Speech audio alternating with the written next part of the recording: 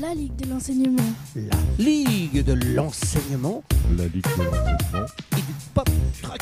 La Ligue de l'enseignement. Et du pop truck. La Ligue de l'enseignement. Et du pop truck. Et du pop truck. Bien le bonjour, on est content d'être avec vous aujourd'hui sur cette belle radio et du pop truck. On est en direct, bien sûr, sur le web. Et puis, aujourd'hui, le thème, c'est... Ça s'est passé comment, les colos, quand vous étiez jeune? Et tout de suite, on va aller voir, on va aller rencontrer une charmante jeune fille qui est sur la région parisienne, mais qui a un accent, vous verrez, bien particulier. C'est parti, on l'appelle. C'est parti. Attention, on est OK. Voilà, ça sonne.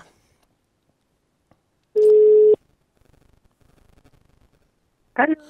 Bonjour Manuela, comment ça va? Ça va, et toi? Alors le confinement, ça se passe comment? Parce qu'on y est encore, nous sommes le 1er mai, jour de la fête du travail. Alors ça se passe comment au bout de 6 semaines?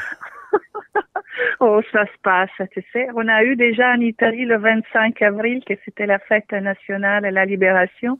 Ça a déjà été traumatisant de ne pas pouvoir Fêter défiler. Ça Ah oui. Donc les Italiens étaient vraiment malheureux, et donc pour le 1er mai c'est pareil, parce que il y a juste Marina qui a été déposé en gerbe de fleurs à la pauvre Jeanne d'Arc, qui devait se dire zut, on a loupé encore une occasion pour m'oublier. C'est ça. Vraiment, C'est une drôle ça. de journée. C'est ça. La pauvre Jeanne qui devait se dire zut, enfin on va m'oublier. C'est ça. En fait, non. En plus, nous, on a quand même une histoire, nous, les Normands, avec Rouen. Jeanne d'Arc, elle a quand même fini sa vie là, quoi. Oui. Et si tu veux, on récupère les choses comme ça arrange, parce que effectivement les personnes ne sont plus là pour refaire, tu vois. On profite un peu du silence, mais tu sais qu'est-ce qui est arrivé en Italie? Non? Dans la zone de Bergame, il y a eu à l'époque, en 45, une phalange de l'armée de Mussolini, qui avait fait beaucoup de mal parmi les partisans, et donc c'était vraiment, ils étaient redoutés et redoutables. Et à la fin de la guerre, il y a eu un concours de circonstances qui a fait que les partisans ont effectivement avaient arrêté une partie de cette phalange, et elle a été exécutée. Eh bien, c'était encore le temps de guerre. Après, on peut discuter si c'était bien ou pas bien de l'avoir fait. Ils étaient désarmés. Bon, bref, il y a eu un procès, il y a eu des questions là-dessus. Mais ce qui a été incroyable, c'est que dans le journal de la ville, l'Écho di Bergamo, il y a eu quelqu'un qui a réussi à faire passer une annonce nécrologique. D'accord. En mémoire de tous les 43 personnes qui ont été exécutées. Le comble de tout ça, c'est qu'il s'appelait Il Resurgion. D'accord. OK. D'accord? Ouais. Donc, ça n'a dit longue, non pas sur ceux qui sont morts, les pauvres, parce que eux, ils sont morts, donc, paix à leur âme, mais sur ce comment les autres, les vivants, exploitent la question de la mort. D'accord. Donc, à ce moment, en Italie, c'est chaud, parce qu'entre le coronavirus et les morts, il y a eu à Bergame, les gens qui revendiquent ces morts, parce qu'on ne sait pas bien pourquoi, dans toutes les failles c'est le politique, les gens commencent à en avoir ras-le-bol, enfin les gens ordinaires commencent à en avoir ras-le-bol. Parce qu'ils disent, nous, on a eu les morts, et vous êtes des politiques, et qu'est-ce que vous voulez en faire? Oui, c'est Pourquoi ça. vous les prenez en otage de quelque chose? Et donc, évidemment, ça va de la gauche à la droite. Mais encore une fois, c'est pas un camp par rapport à un autre. Non, c'est vraiment une attitude de récupération. Et tous les fois, quand on veut récupérer, évidemment, on sait très bien que ce n'est jamais fait de manière innocente. Ah, et les donc, politiques. Du coup, c'est donc, politique. à ce moment, ça tiraille pas mal. Mais bon, c'est aussi la vie. Ça veut dire qu'il y a quand même de la vie. C'est ça. Il y a quand C'est même ça. Il y a encore des gens. un débat.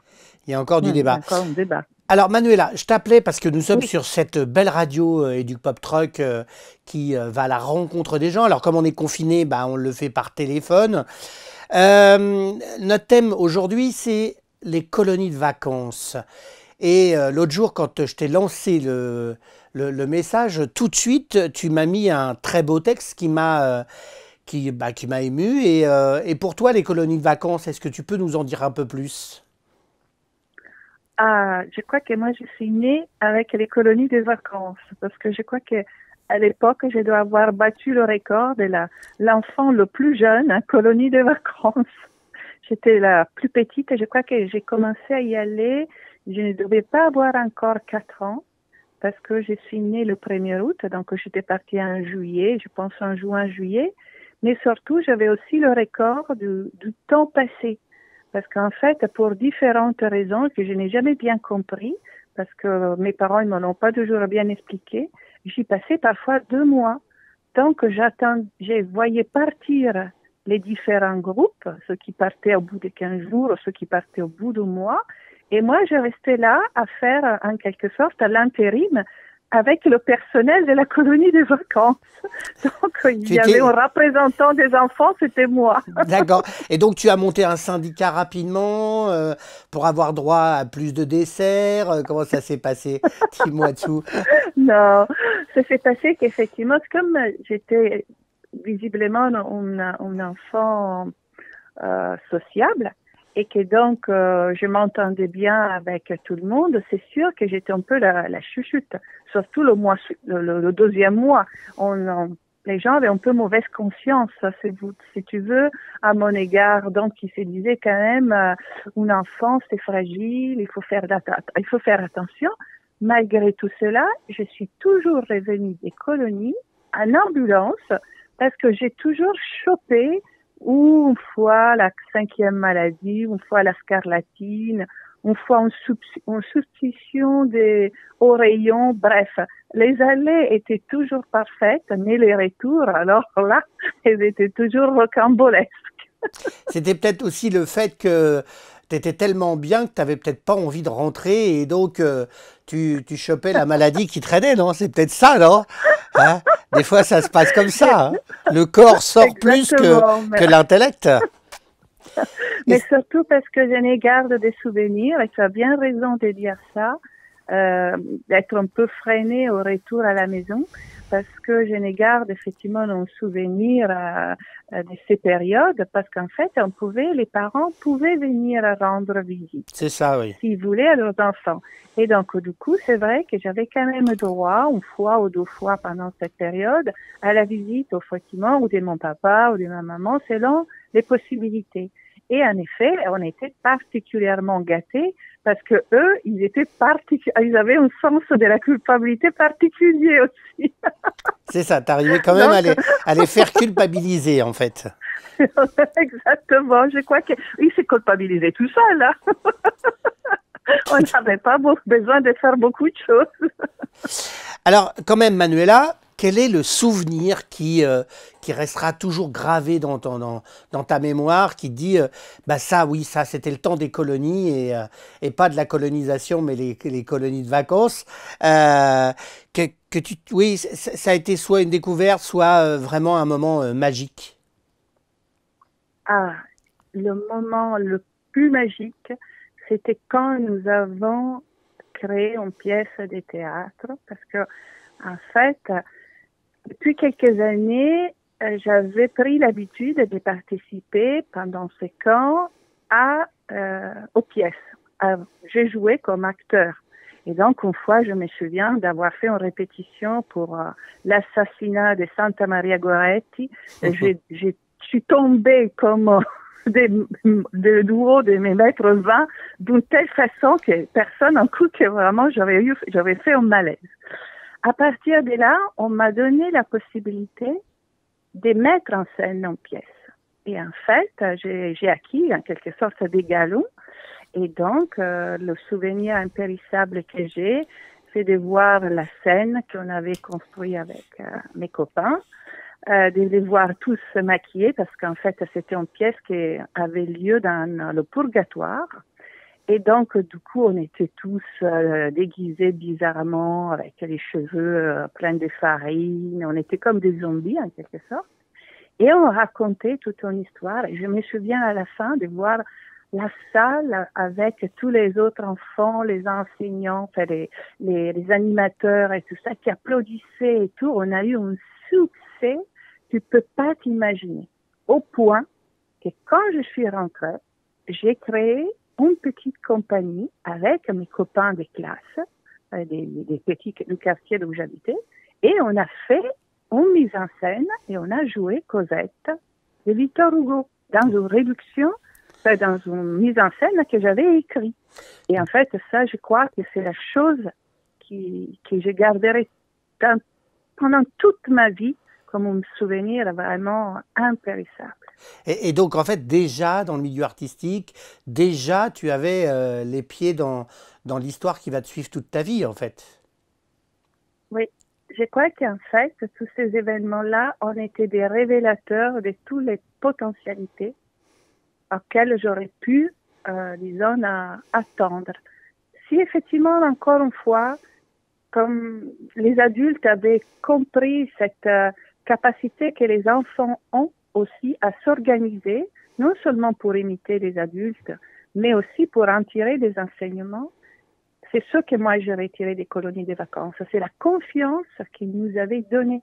C'était la capacité à montrer de quoi on était capable.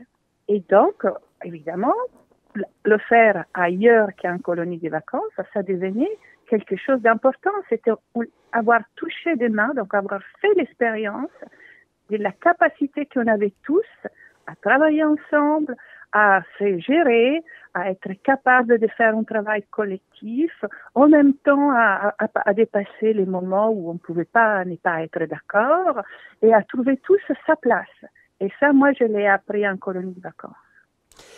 Et si tu avais un message à passer aux parents qui aujourd'hui font de plus en plus, gardent leurs enfants, partent en vacances avec ou évitent de les mettre en colo, ce serait quel conseil, quel mot tu leur dirais pour leur donner envie de passer le pas? Moi, je leur conseillerais toujours de faire comme j'ai fait avec mes enfants. Moi, j'ai passé peut-être beaucoup de vacances en colonie parce que mes parents n'en avaient pas forcément toujours le moyen de partir ensemble. Mais ils faisaient une chose qui était très bien, c'était de partir une semaine dans la famille de ma maman qui vivait à la campagne. Donc moi, j'ai fait la même chose avec mes enfants. C'est-à-dire, le mois de juillet, c'était la colonie, et donc des expériences personnelles, avec évidemment des périodes peut-être plus courtes. On a commencé avec une petite semaine, ensuite 15 jours. À la fin, mon fils m'a demandé s'il pouvait partir 3 semaines. Parce qu'il faisait du surf au Portugal, que ça lui plaisait beaucoup. En fait, c'est ça en quoi aussi les colonies de vacances ont beaucoup évolué. Il y a une grande offre culturelle, une grande offre sportive. En fait, les thématiques, la notion des thématiques est devenue extrêmement importante justement pour accompagner le développement et les goûts et les passions et la possibilité de les cultiver avec d'autres personnes qui ont la même passion, si on veut, ou alors de découvrir qu'en fait, c'est une passion qui est à moitié. Et ça, cette expérience de la vie collective, de toute façon, ça n'a pas de prix. Et après le mois d'août, s'ils veulent partir avec leurs parents, ils ont toujours le loisir de partir avec leurs parents. À la fin, les miens m'ont dit, maman, on préfère aller en colonie. D'accord, on comprend tout à fait. Manuela, je suis désolé, je vais être obligé de te faire un grand cadeau. Tu auras le droit de venir en colonie de vacances au Marais Vernier, au gîte de l'ânerie, pour fabriquer des jeux en bois, des balades avec les ânes et bien sûr partager des soirées de discussion toujours aussi passionnantes avec toi. Donc tu passes quand tu veux, hein, le déconfinement logiquement c'est le 12 mai, mais bon... Vu l'époque, je pense qu'il va y avoir un décalage horaire. Donc, on se fera plaisir, on se fera un grand plaisir de t'accueillir au gîte de l'ânerie et de passer un moment ensemble pour nous rappeler nos colonies de vacances. Et puis, bien sûr, peut-être qu'avec Educ Pop Truck, on t'emmènera sur les routes de l'Eure, du département de l'Eure, pour partager un moment avec les habitants du monde rural. Ça te va ? Ça me va très bien, surtout aux parents. Faites confiance à vos enfants et aux personnes qui s'en occupent. Merci beaucoup, Manuela. Je C'est t'embrasse. rien, je t'en prie. Gros Je bisous. te souhaite encore un bon confinement pour au moins une quinzaine de jours. Et puis, on se retrouve dès que c'est possible. À plus. Ok, à plus. Ciao, ciao. Ciao. Bisous. Bye. Ciao. Et ben voilà, vous ne connaissiez pas Manuela. Manuela, elle travaille au Centre culturel international Georges Pompidou à Paris. Nous nous sommes rencontrés sur un événement qui était magique. Et puis, on va continuer. Alors là, on va retourner en Normandie. On va retourner au Havre. Et on va rencontrer Karine pour savoir comment ça se passe, les colonies de vacances, quand on s'appelle Karine.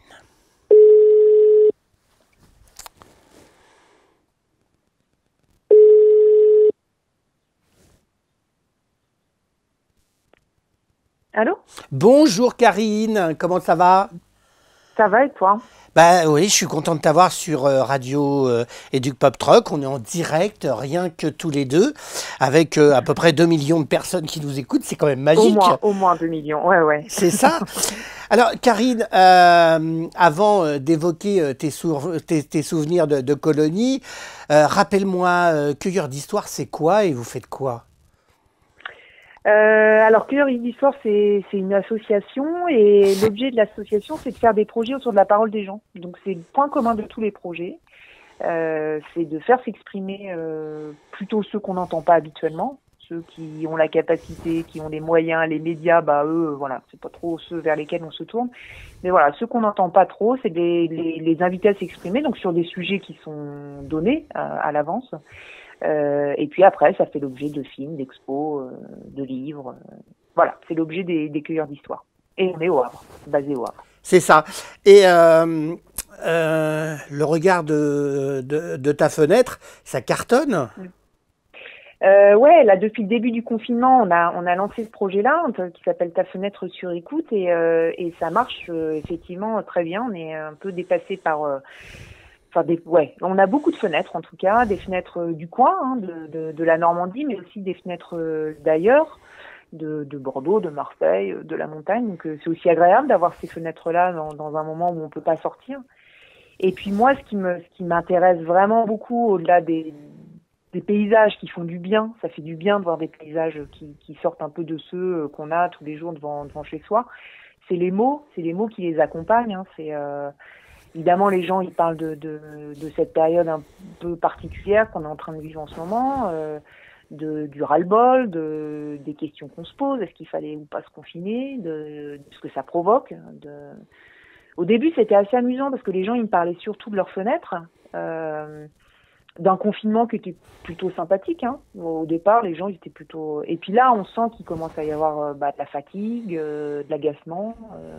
Et puis des vrais questionnements sur l'après. Il y a un peu une peur mêlée de curiosité. C'est comment ça va être après, comment ça va se passer. Donc c'est un projet qui est assez marrant parce que on a vraiment démarré tout au début du confinement et on commence à voir l'évolution en fait. Enfin, c'est pas qu'on commence, c'est qu'on a vu l'évolution tout au long du projet sur comment les gens ils se positionnaient et qu'est-ce que ça suscitait chez eux. Donc c'est chouette de faire comme ça un projet presque en temps réel finalement, parce que tous les jours, moi j'ai des gens qui me parlent de leurs fenêtres et de ce qu'ils y voient, de comment ils le ressentent. Voilà. C'est toi qui avais senti le confinement ou quoi? Ou tu avais commencé un peu avant, t'as senti le confinement ou c'est à cause de toi le Covid? Non, allez, dis-moi tout. Non, j'espère pas. J'espère pas que ce soit à cause de moi quand même. Je pense que tout le monde s'en serait bien passé. En même temps, moi, je suis vraiment très excitée de vivre ça. Évidemment que c'est long, évidemment que c'est flippant, mais je suis vraiment excitée de voir qu'est-ce que ça va donner tout ça. Enfin, comment les gens ils vont réagir avec ça et je le ressens dans ce que les gens me disent. Donc, ok, c'est hyper pénible, tout le monde s'en serait bien passé. En même temps, je me dis bon, il y a peut-être besoin de choses comme ça aussi voilà, pour secouer un peu le cocotier, on va dire. Tout à fait. Moi, je suis un petit peu, même beaucoup d'accord avec toi. C'est-à-dire que ça remet un petit peu dans le temps des choses et je trouve que la planète va de mieux en mieux au niveau de l'environnement. C'est quand même bizarre quand économiquement on s'arrête tous dans le monde entier. Les Chinois voient pour la première fois le ciel bleu, ce qui est quand même un peu bizarre que nos politiques ne se l'approprient pas pour mettre des vraies mesures environnementales. Je pense que les lobbying sont encore trop forts. Nous, on fait de l'éducation populaire, tu sais bien, on est auprès des gens aussi, comme tu le fais toi avec tes projets.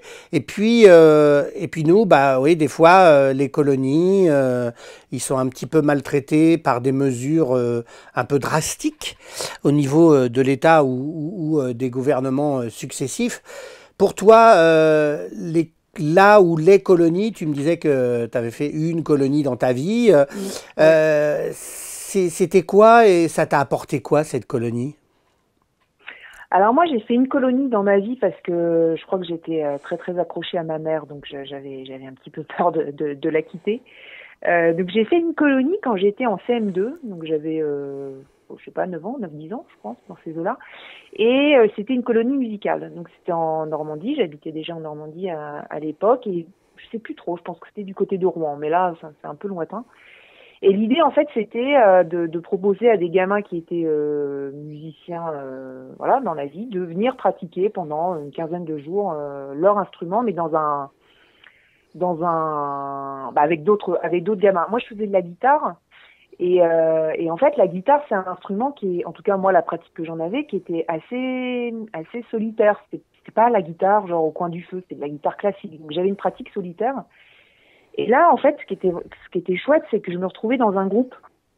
Moi, en tant que guitariste, je faisais pas partie des petits orchestres. Il y a souvent ça dans les écoles de musique, le petit orchestre. Donc là, où il y a des cordes, enfin voilà, tous les instruments qui peuvent jouer dans des orchestres. Les cuivres et tout ça, mais la guitare en général, rarement. La guitare, voilà. Et là, je pouvais enfin jouer dans un groupe. Donc ça, c'était chouette parce que voilà, avoir le sentiment d'être avec d'autres gens et de participer à quelque chose de collectif, ça c'est plutôt intéressant. Les souvenirs que j'en ai, c'est aussi de partager ma chambre. J'étais fille unique, moi, jusqu'à 11 ans, j'étais fille unique. Et là, pour la première fois de ma vie, finalement, enfin, une des premières fois, je partageais ma chambre. Je me souviens, il y avait des lits superposés. J'adorais ça, moi, les lits superposés, parce qu'évidemment, dans la mienne de chambre, il n'y avait pas de lit superposé. Donc, j'avais négocié de pouvoir être en haut. Parce que c'est quand même ça l'intérêt d'un lit superposé, c'est d'être en haut. Si tu es en dessous, c'est vraiment pas intéressant. J'ai ce souvenir-là de partager cette chambre avec deux autres filles. Je vois leur visage, je me souviens pas de leur prénom, mais je vois leur visage. Et tu sais, le soir, quand t'as les monos qui passent dans les couloirs et voilà, pour surveiller qu'il y ait personne qui sort. Et donc, toi, t'es là, tu parles tout doucement, tu rigoles un peu.